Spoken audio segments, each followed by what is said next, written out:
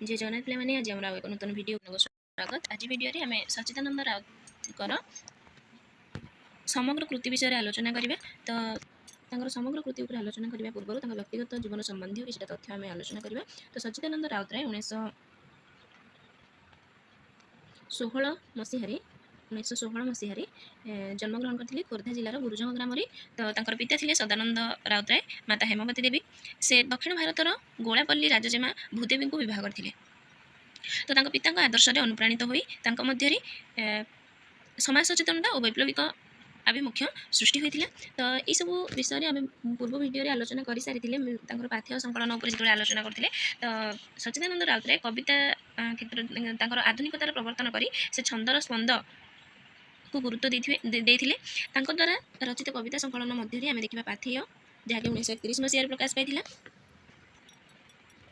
पूर्णिमा 1932 मसीह यह गोटे काव्य नाटिका। अभियान 1938 मसीहा, पल्लीश्री 1941 मसीहा, रक्तशिखा 1939 मसीह प्रकाश पाई। यहाँ से अनंत पट्टनायक सहित अनंत पट्टनायक और सची राउतराय मिलित उद्यम प्रकाश पाई। अर्थात अनंत पट्टनायक कविता और सची राउतराय कविता ए स्थान पाई। तो बाजीराउत 1941, पांडुलिपि 1947, हसंत 1949, भानुमतिर देशे 1949, अभिज्ञान 1949, स्वगत 1958, कविता 1962, कविता 1962, एशियार स्वप्न 1970, कविता 1969, कविता 1971, कविता 1974, कविता 1983, कविता 1985, कविता 1987, कविता 1990, कविता 2003, मायाकोवस्की एभली भाव में कविता संकलन गुड़िक रही। तो सच्चिदानंद राउतराय कविता रचना करते। से गद्य रचन सिद्धहस्त थे। गल्प संकलन मध्य आम देखा छाई, नूतन गल्प, मशाणी फूल, मला कई, माटीर ताज, मांकड़ और अन्य गल्प एगुड़िक सब। तो परवर्ती समय एगुड़िक आलोचना करेंगे। तो प्रथम आम देखा कविता संकलन गुड़िक। कविता संकलन मध्य पाथेय हूँ प्रथम कविता संकलन जो 52 गोटी कवितार मनोज्ञ समाहार रही। तो पाथेय कविता संकलन जो कविता गुड़िक स्थान पाई से कविता गुड़िक रोमांटिक काव्य स्वर रही है। केते गुड़ी कविता आधिभौतिकता और रहस्यवादिता को से अवलंबन करछंती। कवि भगवान को प्रणयी भाव में परिकल्पना करछंती। ये कथा आम पूर्व भिडियो पाथेय संकलन आलोचना कला बेले पढ़ी। आम देखा पाथेय संकलन कविता अंश गुड़िक मध्य गुंथि दिए प्रेम फुले बरणर माला, हसी हसी घेन सखा, पाति तब गला, शून्य मो जीवन वेणु शतछिद्री भरा, तही मध्य तुम गान बाजी उठे परा। एगुड़िक सब रही। आम देखा पूर्णिमा काव्य नाटिकाटी। तो 1932 मसीह सबुज साहित्य समिति आनुकूल्य प्रकाश पाई। पार्वती शिव पार्वती प्रणय ए वर्णित होती। पौराणिक कथावस्तु को नहीं रचित। कवि यह काव्य नाटिकाटी 17 वर्ष बयस रचना करते। तो ये भाव में काव्य नाटिका आम देखा कवि नाटिका विषय वस्तु रही। तो अभियान परवर्ती संकलन 1938 मसीह प्रकाश पाई। 24 गोटी कविता स्थान पाई। तो ये जो मुख्य मुख्य कविता गुड़िक रही आम देखा श्रमिक कवि, सर्वहरा, बंदीर वंदना, फासी खुंट, रुटी, सर्वनाशर पथे, भगवान अछ कहीं, विप्लवर जन्मदिने, भात प्रभृति कविता गुड़िक अन्यतम। यही कविता संकलनटी कटक सारस्वत प्रेस प्रकाश पाई। कटक सारस्वत प्रेस प्रकाश पाई। जो कविता गुड़िक स्थान पाई से प्रयोगवादी रचना देखा। तो ये जो कविता गुड़िक स्थान पाई मार्क्सवादी चेतना प्रतिफलित होती। पुंजीपति मान शोषण और अत्याचार निरीह मनीष क्यों भाव में मुंडपाति सही से कथा रही।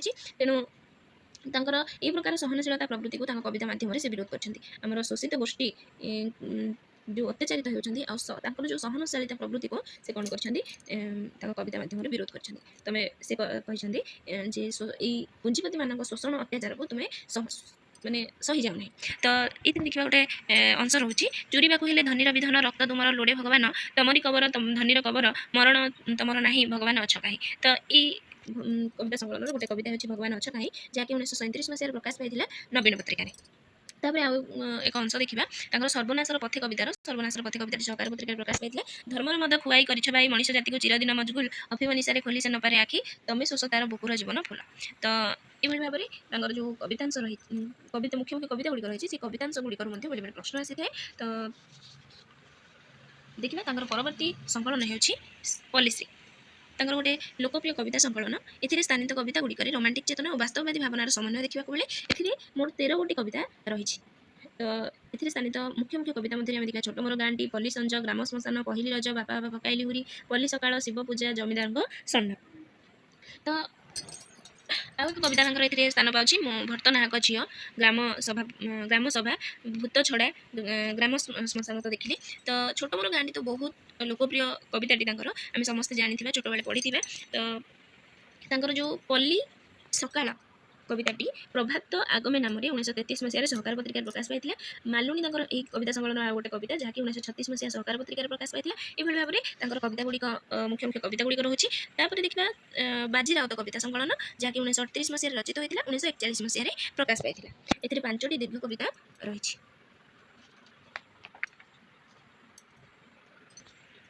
ବାଜି ରାଉତ ଯେଉଁ ମାନେ ଇଂରେଜମାନଙ୍କ ବିରୁଦ୍ଧରେ କେଉଁଭଳି ଭାବରେ ସେ ଛୋଟ ଶିଶୁଟିଏ ଇଂରେଜମାନଙ୍କ ବିରୁଦ୍ଧରେ ବା ଇଂରେଜମାନଙ୍କୁ ତାଙ୍କର ଗ୍ରାମକୁ ଆସିବା ପାଇଁ ଦେଇନଥିଲା, ସେଇ କଥା ଏଥିରେ ବର୍ଣ୍ଣିତ ହୋଇଛି, ବା ତାର ଦେଶପ୍ରୀତି ଜାତିପ୍ରୀତି କଥା ଏଥିରେ ରହିଛି। ତାପରେ ଦେଖିବା ତାଙ୍କର ପାଣ୍ଡୁଲିପି କବିତା ସଂକଳନ, ଯାହାକି 1947 ମସିହାରେ ପ୍ରକାଶ ପାଇଥିଲା। 65ଟି କବିତା ଏଥିରେ ସ୍ଥାନିତ। ଏହି ପାଣ୍ଡୁଲିପି କବିତା ସଂକଳନଟି ପିଲାମାନେ 2ଟି ଭାଗରେ ବିଭକ୍ତ ହୋଇଛି, ଧୂସର ଓ ଲୋହିତ। ତ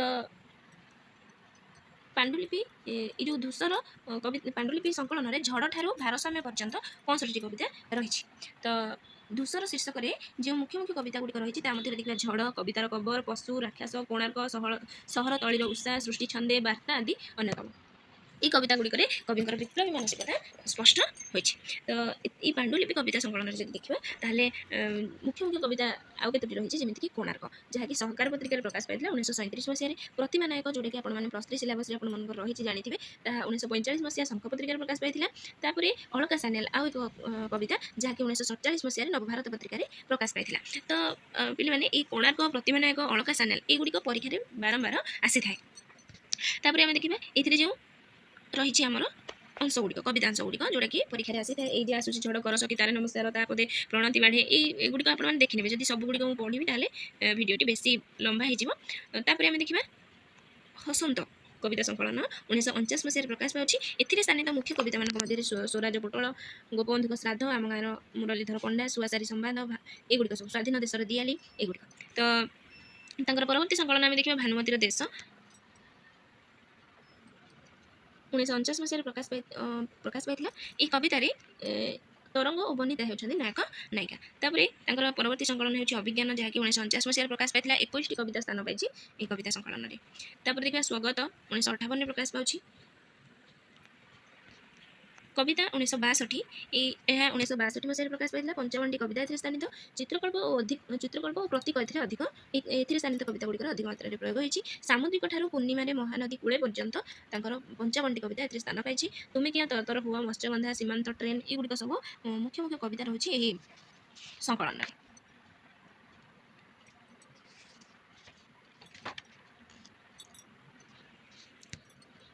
ପରବର୍ତ୍ତୀ ସମୟରେ ଆମେ ଦେଖିବା ଏସିଆର ସ୍ୱପ୍ନ, 1970 ମସିହାରେ ପ୍ରକାଶ ପାଉଛି। ଏଥିରେ ତାଙ୍କର 22ଟି କବିତା ସ୍ଥାନ ପାଇଛି। ବିଶ୍ୱ ଶାନ୍ତି ଓ ବିଶ୍ୱ ମୈତ୍ରୀର ବାର୍ତ୍ତା ଏଥିରେ ସେ ଏହି କବିତା ଗୁଡ଼ିକରେ ଦେଇଛନ୍ତି। ତ ପଞ୍ଚଶୀଳ, ବିଶ୍ୱ ରାଷ୍ଟ୍ର, ଶାନ୍ତିର ଶହୀଦ ଶାସ୍ତ୍ରୀଜୀ, ଯୀଶୁଖ୍ରୀଷ୍ଟ, ଏଭଳି କବିତା ଗୁଡ଼ିକ ଏଥିରେ ସ୍ଥାନ ପାଇଛି। ଲେଲିନ୍। ତାପରେ ତାଙ୍କର ଶହୀଦ ପ୍ରଦୀପ୍ତ 1965ରେ ତାଙ୍କର ଗୋଟେ କବିତା ସଂକଳନ ପ୍ରକାଶ ପାଉଛି, ଯାହାକି କଟକ ଖ୍ରୀଷ୍ଟ କଲେଜର ଛାତ୍ର ପ୍ରଦୀପ୍ତ କୁମାର ମିଶ୍ର ରେଭେନ୍ସା କଲେଜଠାରେ ପୋଲିସର ଅମାନୁଷିକ ବ୍ୟବହାର ଦ୍ୱାରା ତାର ମୃତ୍ୟୁ ଘଟୁଛି। ତ ସେଇ ତାକୁ ନେଇକି ସେ 3ଟି କବିତା ରଚନା କରିଥିଲେ। ଚିରପ୍ରଦୀପ୍ତ, ମୁଁ ମରିଗଲି ଏକ ଛାତ୍ର, ମାର ତୁ ଯେତେ ଗୁଳି। ତାପରେ ଆମେ ଦେଖିବା ତାଙ୍କର କବିତା ରହୁଛି କବିତା ସଂକଳନ କବିତା 1969, ଯାହାକି 1969ରେ ପ୍ରକାଶ ପାଇଥିଲା। ଏଥିରେ ସ୍ଥାନିତ କବିତା ଗୁଡ଼ିକ ମଧ୍ୟରେ ଆମେ ଦେଖିବା ଅନ୍ୟ ସହରର ଲୋକ, ଏ ସହରଟା, ଗୋଟିଏ ପ୍ରେମର ମୃତ୍ୟୁ, ନଦୀକୁ ଏକ ଦରଜା, ଦ୍ରୌପଦୀର ଶାଢ଼ୀ, ଏଗୁଡ଼ିକ ସବୁ ଗୁରୁତ୍ୱପୂର୍ଣ୍ଣ। এই ଦ୍ରୌପଦୀର ଶାଢ଼ୀ କବିତାରେ ମୃତ୍ୟୁ ମଧ୍ୟରେ ଯୌନତା ଚରିତାର୍ଥ ହୋଇଛି। ତ ତାପରେ କବିତା ସଂକଳନ ଆମେ ଦେଖିବା କବିତା 1971, ଏଥିରେ ଏହା 1971 ମସିହାରେ ପ୍ରକାଶ ପାଇଛି। 40ଟି କବିତା ସ୍ଥାନିତ। ଏଥିରେ ଥିବା ମୁଖ୍ୟ କବିତା ମଧ୍ୟରେ ଜନ୍ମାଷ୍ଟମୀ, ନାଗଭୂଷଣ, ମଣିଷର ମୁହଁ, ନୀଳକେନ୍ଦ୍ର, ରୋସ୍ନାରା, ଯାହାକି ସତୀ ଓ ଶିବ ମିଥକୁ ନେଇ ରଚିତ, ପିଞ୍ଜରା, ପୋଷ୍ଟବଟମ୍, আহিଆ ଖା, ଏ ଶାଢ଼ୀଟା, ଏଗୁଡ଼ିକ ସବୁ। ତ ପରବର୍ତ୍ତୀ କବିତା ସଂକଳନ ହେଉଛି କବିତା 1974, ଯାହାକି 1974 ମସିହାରେ ପ୍ରକାଶ ପାଇଥିଲା। ଏଥିରେ ସ୍ଥାନିତ ମୁଖ୍ୟ କବିତା ଗୁଡ଼ିକ ମଧ୍ୟରେ ଆମେ ଦେଖିବା ପୂର୍ବାପର, କବିର ମୃତ୍ୟୁ, ଅଶ୍ୱତଥ୍, ମହାପ୍ରସ୍ଥାନ, ଛାମୁଚିଟାଉ, ଉତ୍ତରାଧିକାର ଆଦି କବିତା ଗୁଡ଼ିକ ସ୍ଥାନ ପାଇଛି। ଏଥିରେ କବିର ମୃତ୍ୟୁ, ଅଶ୍ୱତଥ୍, ମହାପ୍ରସ୍ଥାନ 3ଟି କବିତା କବି ମାଧୁର ମାନସିଂଙ୍କ ମୃତ୍ୟୁରେ ସେ ରଚନା କରିଥିଲେ। ମନେ ରଖିଥାନ୍ତୁ, ଗୁରୁତ୍ୱପୂର୍ଣ୍ଣ ପ୍ରଶ୍ନ। ତ ପରବର୍ତ୍ତୀ ସଂକଳନ ହେଉଛି କବିତା 1983, ଯାହାକି 1983 ମସିହାରେ ପ୍ରକାଶ ପାଇଥିଲା। ଓ ଏଥିରେ ସ୍ଥାନିତ ମୁଖ୍ୟ ମୁଖ୍ୟ କବିତା ମଧ୍ୟରେ ଚିତ୍ରବାଘ, ତ୍ରାହସ୍ପର୍ଶ, ଦ୍ୱିତୀୟ ଝଡ଼, ବାଘମଙ୍ଗଳ ଆଦି କବିତା ସ୍ଥାନ ପାଇଛି। ତ୍ରାହସ୍ପର୍ଶ ତାଙ୍କର ଏକ ସାଟାୟାର ଧର୍ମୀ କବିତା। ଏଥିରେ 1980 ମସିହା ମରୁଡ଼ି ଓ ଦେଶର ପିଆଜର ଦର ବୃଦ୍ଧିକୁ ନେଇ ସେ ବ୍ୟଙ୍ଗ କରିଛନ୍ତି। ପରବର୍ତ୍ତୀ କବିତା ସଂକଳନ କବିତା 1985 ଯାହାକି 1985 ମସିହାରେ ପ୍ରକାଶ ପାଇଥିଲା। କ୍ୟାନ୍ସର ୱାର୍ଡରୁ କବିତାର କବର, ବିମାନର ମୃତ୍ୟୁ ଏଗୁଡ଼ିକ ସବୁ ତାଙ୍କର ମୁଖ୍ୟ ମୁଖ୍ୟ କବିତା ଏଥିରେ ସ୍ଥାନ ପାଇଛି। ତ ପୂର୍ବରୁ ଯେଉଁ କବିତା ଗୁଡ଼ିକ ପ୍ରକାଶ ପାଇଛି ଶେଷ ସଂକଳନ ଗୁଡ଼ିକରେ ମଧ୍ୟ ସେ ନୂଆ ନୂଆ କବିତା ସ୍ଥାନ ପାଇଥିବା ସହିତ ପୂର୍ବବର୍ତ୍ତୀ କବିତା ଗୁଡ଼ିକ ମଧ୍ୟ ସ୍ଥାନ ପାଇଛି। ତ କବିତା 1988 ବା 87 ଯାହାକି ଏଥିରେ ସ୍ଥାନ ପାଇଛି ମୋହ ମୁଦ୍ଗର, ଜୀବନ ଓ ମୃତ୍ୟୁ, ମହାପ୍ରୟାଣେ, ସ୍ୱାଧୀନ ସୂର୍ଯ୍ୟ, ପ୍ରଳୟ ଅଭିସାର ଏଗୁଡ଼ିକ ସବୁ ଏହି କବିତା 1987 ବା 88ରେ ଯେଉଁ କବିତା ଗୁଡ଼ିକ ପ୍ରକାଶ ପାଇଥିଲା ସେଗୁଡ଼ିକ ସ୍ଥାନ ପାଇଛି। କବିତା 1990 ତାଙ୍କର ଆଉ ଏକ କବିତା ସଂକଳନ ଯେଉଁଠି ଦୁଇ ଭାଗରେ ବିଭକ୍ତ ହୋଇଛି। ଏଥିରେ ସେ 1969 ମସିହାର ଛାତ୍ର ଆନ୍ଦୋଳନର କଥା ରହିଛି। ଏଥିରେ ଯେଉଁ ପ୍ରଦୀପ୍ତ ଛାତ୍ର ପ୍ରଦୀପ୍ତକୁ ନେଇ ଯେଉଁ 3ଟି କବିତା ରଚିତ ତାହା ଓ ଅଲଗା କେତୋଟି କବିତା ରହିଛି। ପରବର୍ତ୍ତୀ କବିତା ସଂକଳନ ମାୟାକୋଭସ୍କି ଏଥିପାଇଁ ସୋଭିଏତ ଲ୍ୟାଣ୍ଡ ପୁରସ୍କାର ଲେଖକ ପାଉଛନ୍ତି। ତ ତାଙ୍କର ରହିଥିଲା ତାଙ୍କର କବିତା ସଂକଳନ ଗୁଡ଼ିକ। ହଁ, ତାଙ୍କର କବିତା ସଂକଳନ ମଧ୍ୟରେ ଶୋକ କବିତା ଯାହା ସେ ରଚନା କରିଥିଲେ ତାହା ମଧ୍ୟରେ ଆମେ ଦେଖିବା ଉଜ୍ଜ୍ୱଳ ପୁରୁଷ ସେ ଗୋଦାବର୍ଷ ମିଶ୍ରଙ୍କ ମୃତ୍ୟୁରେ ରଚନା କରିଛନ୍ତି। ହେ ବନ୍ଧୁ ବିଦାୟ, ସ୍ମୃତି ଲିଖନ ଏଇ ଦୁଇଟି ସେ ଭଗବତୀ ଚରଣ ପାଣିଗ୍ରାହୀଙ୍କ ମୃତ୍ୟୁରେ ରଚନା କରିଛନ୍ତି।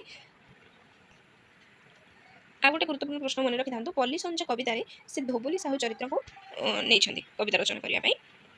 ତ ତାପରେ ଦେଖିବା ତାଙ୍କର କ୍ଷୁଦ୍ର ଗଳ୍ପ ବା ଗଳ୍ପ ସଂକଳନ। ତାଙ୍କର ଗଳ୍ପ ସଂକଳନ ଗୁଡ଼ିକ ତ ମୁଁ କହିଲି ଆପଣମାନଙ୍କୁ, ମାଙ୍କଡ଼ ଓ ଅନ୍ୟାନ୍ୟ ଗଳ୍ପ, ନୂତନ ଗଳ୍ପ, ମଶାଣୀ ଓ ଅନ୍ୟାନ୍ୟ ଫୁଲ ଏଗୁଡ଼ିକ ତାଙ୍କର ଗଳ୍ପ ସଂକଳନ ରହିଛି। ତ ଦେଖିବା ତାଙ୍କର ଗଳ୍ପ ସଂକଳନ ମଧ୍ୟରେ ଯେଉଁ ମୁଖ୍ୟ ଗଳ୍ପ ରହିଥିଲା ତାଙ୍କର ପ୍ରଥମ ଗଳ୍ପ ହେଉଛି ବିସର୍ଜନ। ମନେ ରଖିଥାନ୍ତୁ, କବିଙ୍କର ବା ସଚ୍ଚିଦାନନ୍ଦ ରାଉତରାୟଙ୍କର ପ୍ରଥମ ଗଳ୍ପ ହେଉଛି ବିସର୍ଜନ, ଯାହାକି 1933 ମସିହାରେ ଯୁଗବୀଣା ପତ୍ରିକାରେ ପ୍ରକାଶ ପାଇଥିଲା। ଯୁଗବୀଣା ପତ୍ରିକାରେ ପ୍ରକାଶ ପାଇଥିଲା। ଏଥିରେ ଅନ୍ଧାରୁଆ ନାମକ ତାଙ୍କର ଆଉ ଏକ ଗଳ୍ପ 1940ରେ ଆରତୀ ପତ୍ରିକାରେ ପ୍ରକାଶ ପାଇଥିଲା, ଯାହାକି ଅନ୍ଧାରୁଆ। ସେ ଗଳ୍ପଟିର ନାମ ହେଉଛି ଅନ୍ଧାରୁଆ। ଆଉ ସେଇ ଅନ୍ଧାରୁଆ ଗଳ୍ପରେ ପହିଲି ପ୍ରଧାନ ଚରିତ୍ର ରହିଛି।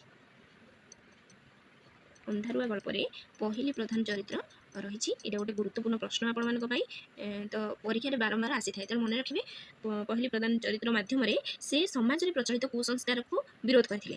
ଆଉ ଏଥିରେ ଥିବା ମାନବିତ୍ର ଚରିତ୍ରଟି ହେଉଛି ଷଣ୍ଢ। ଏଇଟା ଗୋଟେ ଗୁରୁତ୍ୱପୂର୍ଣ୍ଣ ପ୍ରଶ୍ନ ମଧ୍ୟ। ଅନ୍ଧାରୁଆ ଗଳ୍ପରେ ଯେଉଁ ମାନବିତ୍ର ଚରିତ୍ରଟି ଲେଖକ ବର୍ଣ୍ଣନା କରିଛନ୍ତି ସେ କିଏ?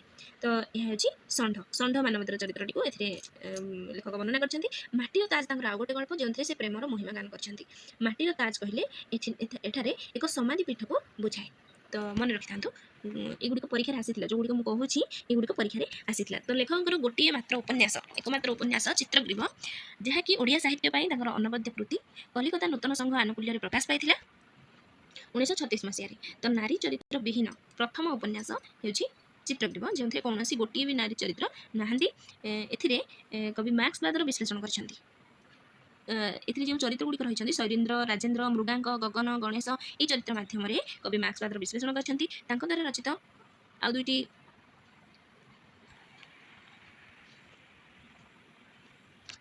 ଉପନ୍ୟାସ ଆମେ ଦେଖିବା, ତଳେ ମାଟି ଉପରେ ଆକାଶ ଓ ସାଗର ଦଳର ଢେଉ।